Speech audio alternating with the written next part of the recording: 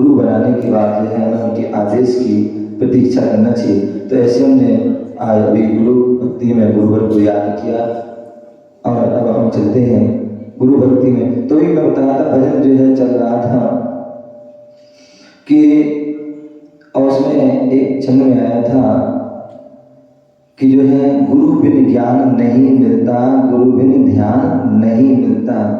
जो हमारी किस्मत भी जो है चमकती है वो गुरु से ही चमकती है।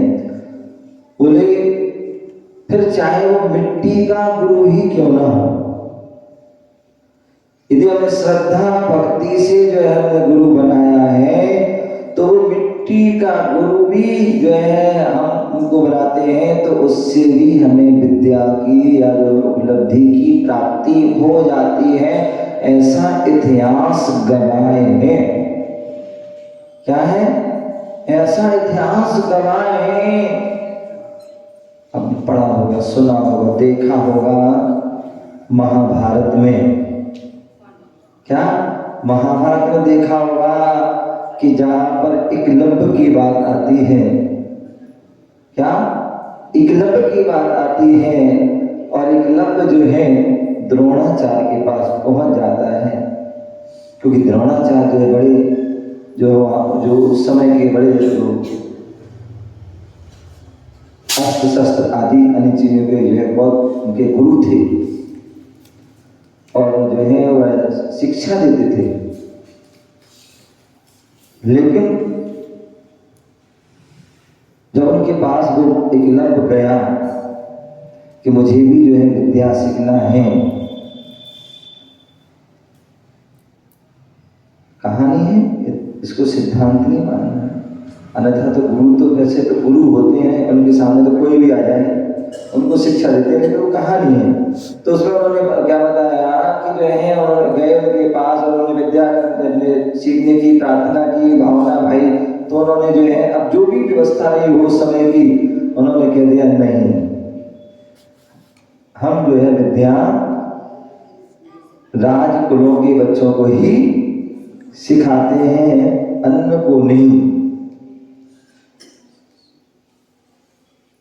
और लेकिन उसने बहुत प्रार्थना की, बहुत अपनी बात रखी, लेकिन वो उन्होंने मना कर दिया तो कर दिया। लेकिन उसकी बहुत उनके प्रति श्रद्धा थी, आस्था थी, भावना थी कि मुझे इनसे सीखना है।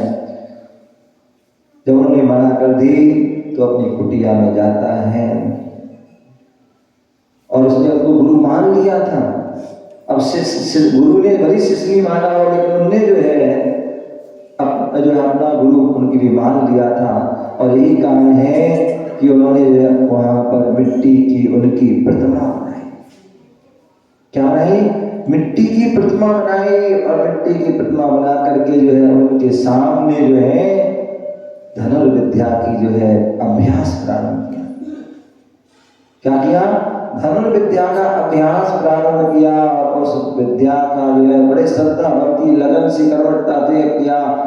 तो उसका प्रभाव ये रहा कि जैसे जो है जो विद्या द्रोणाचार्य ने जो है अर्जुन आदि को दी थी साक्षात रूप में और वो सीखे थे, वैसी ही वो धनुर्विद्या एकलव्य ने जो है उनकी मूर्ति के माध्यम से श्रद्धा भक्ति लगन के कारण पूरी सप्तवेदी आदि जो है विद्याएं पूरी उन्होंने उनसे सीखी और सीख गए। तो ये जो है श्रद्धा भक्ति से जो गुरु बनाते हैं, गुरु की भक्ति करते हैं, प्रभु की भक्ति करते हैं, तो उनका जो है वह लाभ होता है, उसका अतिशय होता है। क्या होता है? कई बार कहते ना भगवान में अतिशय है, ठीक है, भगवान प्रतिमा जो भी है वो ठीक है, लेकिन सामर्थ्य देखा जाए भगवान में अतिशय नहीं। भगवान तो भगवान बन चुके, वो तो मोक्षालय चले गए, ये तो प्रतिमा है, अपने संस्कार की है। तो जो कहते हैं कि भगवान में वो अतिशय आ गया, क्या हो? तो बोले अतिशय कैसे आता है?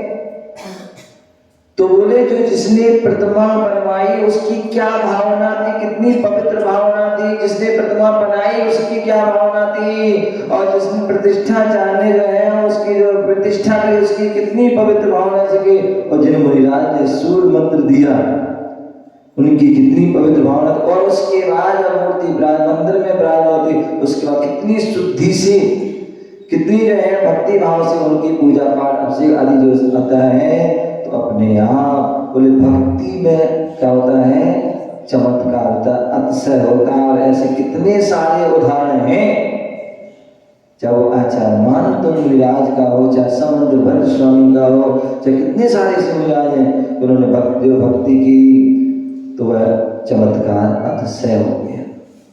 तो कहने का तात्पर्य कि जो है जीवन में जो है गुरु का होना अति आवश्यक है।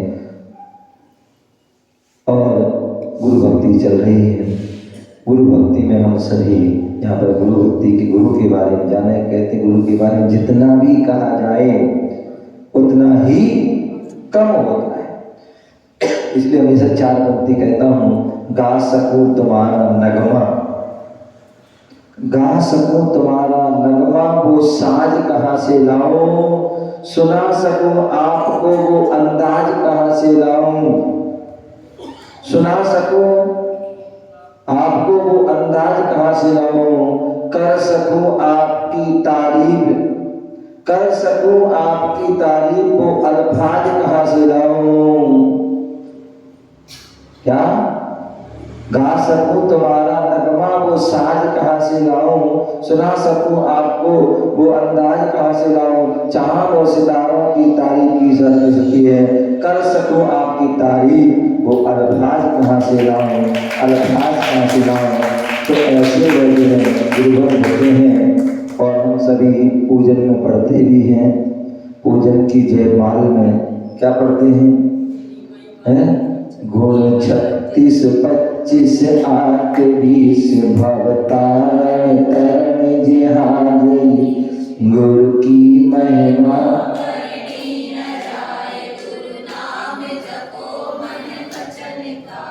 तो ये बोले गुरु के जो गुण हैं वो अनंत हैं।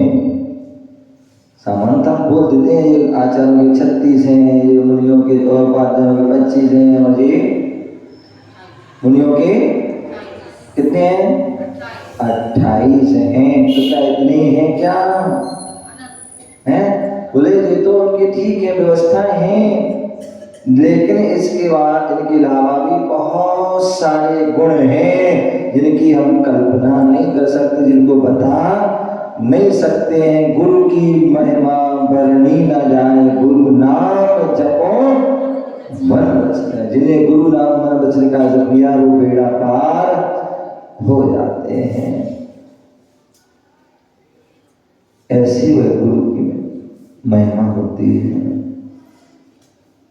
उनकी गुणवान उनकी महिमा को जो है हर कोई कह नहीं सकता, बखान नहीं कर सकता है।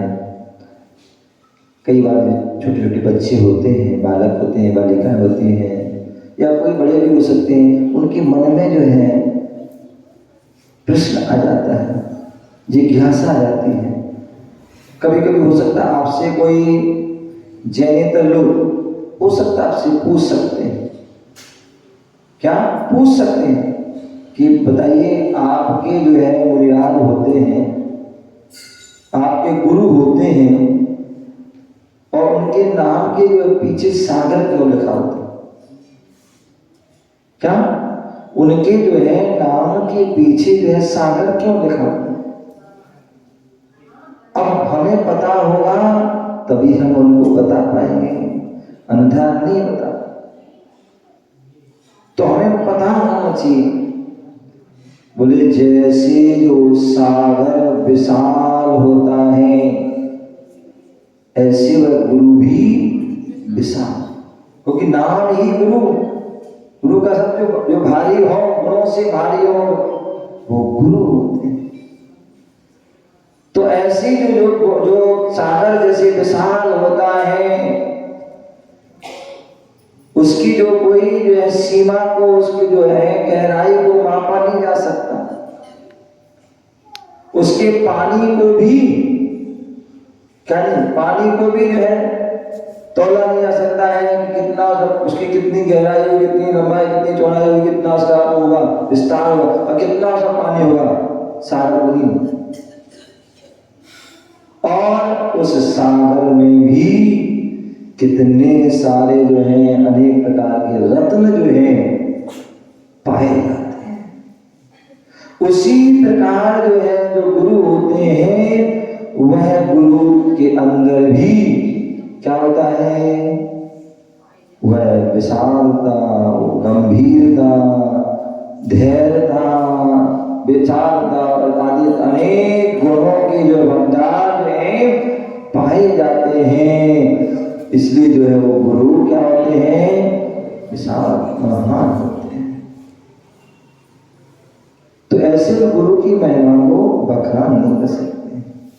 अनेक अनेक कवियों ने भी उनके बारे में कहा है। इस बूढ़ी भूमि को, पृथ्वी को जो है कागज बनाया जाए, और सभी समुद्रों, नदियों, तालाब के पानी को स्याही बनाई जाए, और सारे वनों की लकड़ी को कलम बनाई जाए, लेकिन फिर भी गुरु गुण लिखा न जाए। उनके गुरुओं के गुणों को लिख नहीं सकते, कह नहीं सकते उनको। ऐसे हुए जो है गुरुजन जो हैं विशाल होते हैं, महान होते हैं। ऐसे गुरु जिन्हें सौभाग्य से मिल जाते हैं तो निश्चित ही उनका पूरा जीवन बदल जाता है, चेंज हो जाता है, और उनके अंदर जो है महानता, श्रेष्ठता जो है आ जाती है। हम सभी के लिए जब कभी भी सौभाग्य से गुरुजन मिल जाते हैं तो हमें उसका पूरा पूरा लाभ हमें ले लेना चाहिए। यही हमारी जो है समझदारी होती है। अन्यथा तो क्या होता है, चिड़िया चुग गई खेत फिर पछताए होत क्या। तो जब भी जितना भी जैसा भी मौका मिले उसका हमें पूरा लाभ ले लेना चाहिए। ऐसे वह गुरुजन होते हैं।